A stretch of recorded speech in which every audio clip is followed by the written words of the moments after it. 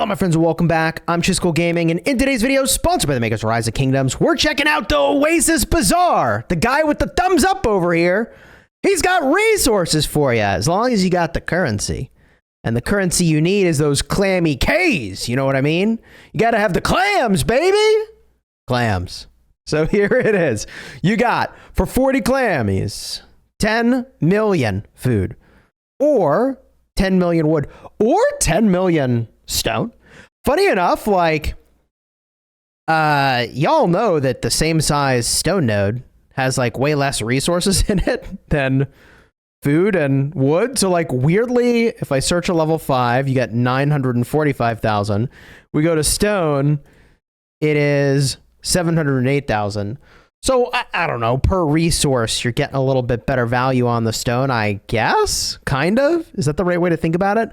But then double the clammy Ks, double the clams, baby, double the clams, and you can get gold. And gold is where it's at, because gold is way, way, way, way less than the same size resource node. So, you know, gold is also obviously where it's at, because everybody wants gold and blah, blah, blah. So gold is the jam here. And then the question is, well, all right, how do you get these clammy Ks? What does this really cost me? And how does this stack up compared to all the other ways that I can get resources? Now, long ago, I did an evaluation of the bundles in game. All right. And as far as bundles go, ooh, hey, I spent money, I get resources.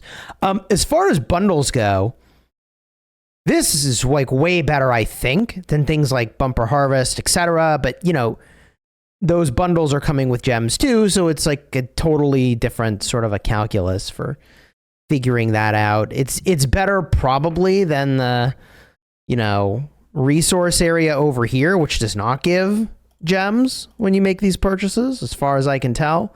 Way better deal. And the other thing about these clammy Ks that's definitely worth mentioning is that if we go to buy clammy Ks, you may not even know, like, wait, how do I get clammy Ks? You go up here, you click the little plus button, or you can go to your city and explore from there to get the clammy Ks in your city hall. You get double purchase on your clammy Ks, all right? These clammy Ks, you can get double value. Okay, well now, hey, now we are having an interesting conversation, aren't we?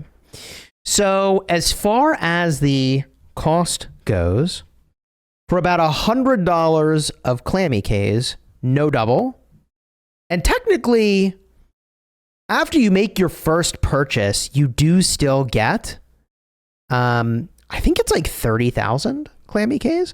God, do I just buy this to show it to you? I think you still do get 30,000 clammy Ks, but, you know, for the $100. But if you spent 25,000 clammy Ks, you get something like 3.125 billion gold. That ends up being like 6.2-ish, I don't know, mental math, 6.2-ish billion gold. If you have the double clammy Ks and you're making the purchase over here for the dollars. So it ends up being like $16 for a billion gold. So you can kind of make your assessments as to how that stacks up to other ways you could be going and getting, you know, your resources. But this is pretty favorable, I would say, generally speaking.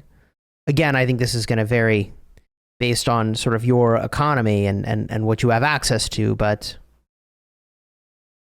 this to me does feel like it could actually work. For a lot of people to get resources. There's just this one little problem. The resource limit. You can get 2 billion. No, not 2 billion. 1.75 billion resources each week. So you have to be diligent on a weekly basis for this. And also, it's limited to 250 million gold. Now, I don't know about you, but I pretty easily cruise through 10 billion gold, it seems like, in a KVK. So that's a lot of weeks of gold. So this does not eliminate, I think, my need to get gold entirely. I still have to seek out gold from other ways that I go and get it. For example, from bundles, which have gold, and ideally pick one resource chests. I'm still prioritizing gathering gold. None of that changes, right? But you also can sell resources for whatever it's worth. Now, the funny thing is, though, the weekly limit is 5. So, like, if I was about to migrate, what a smart feature, right? Like, you just literally take gold, all resources out of a kingdom's economy, right? But you could only do a small amount of resources per week. It is a bummer for people who are transferring from one server to another, migrating, that you can't get rid of more faster. Because, oh my God, with some people that are transferring, to a new place, they would sell, baby. But in that regard, you'd think, hey, look, if you wanted to take resources out of the economy, it does put gems into the economy. But you want to take resources out of the economy, you give people a way to dump their resources fast into gems. But, theoretically, you could have a farm transferring to a main and then your main selling for gems.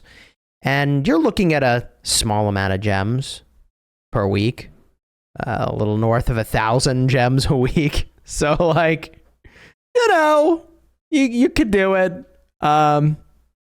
Over the course of a year, I guess that ends up being a meaningful amount of gems.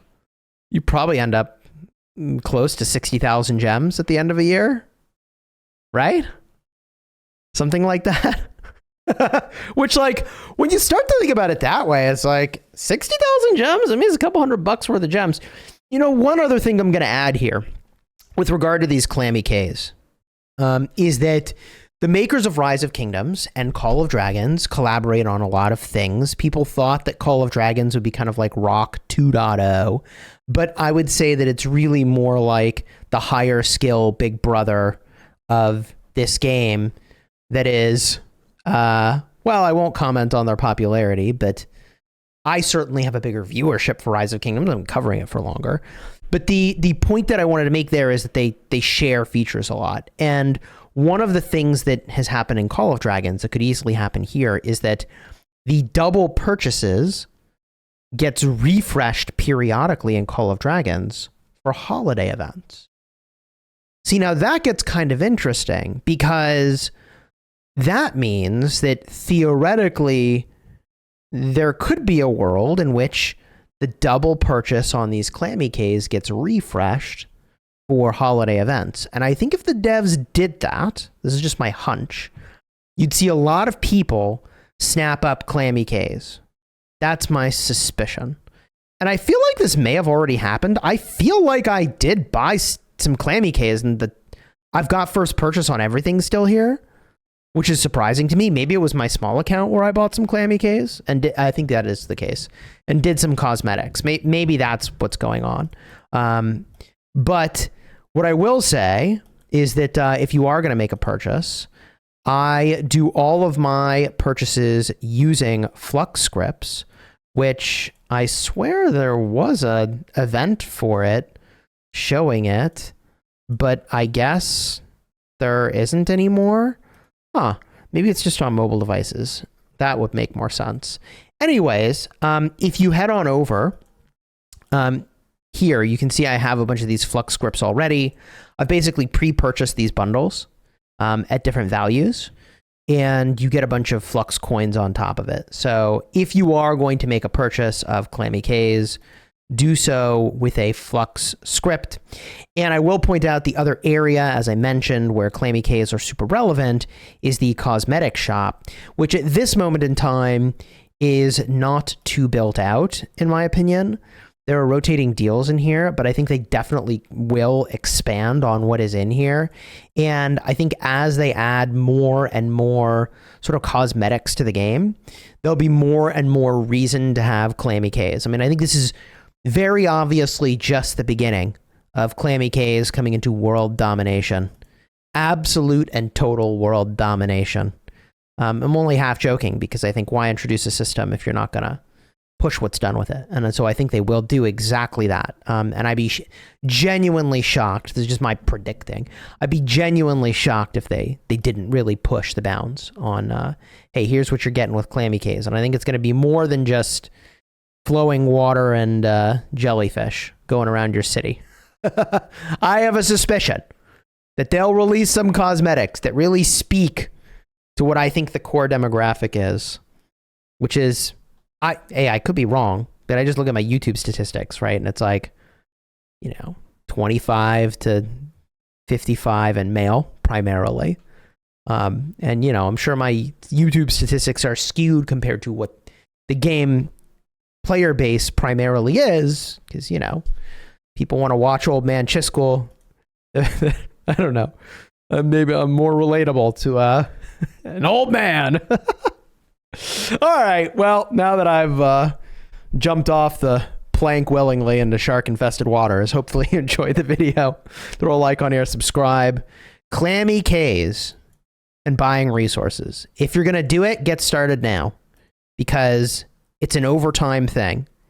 And what I'd really love to see also added for clammy cays is something in the Alliance Mobilization event.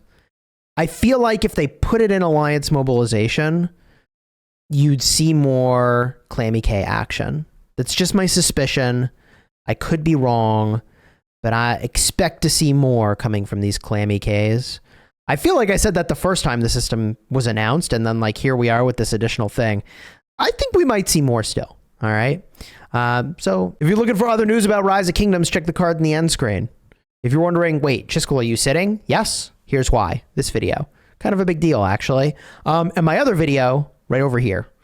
This one is Song of Troy. Check it out. All right. Until next time, you have fun smashing your enemies. Take care, everybody.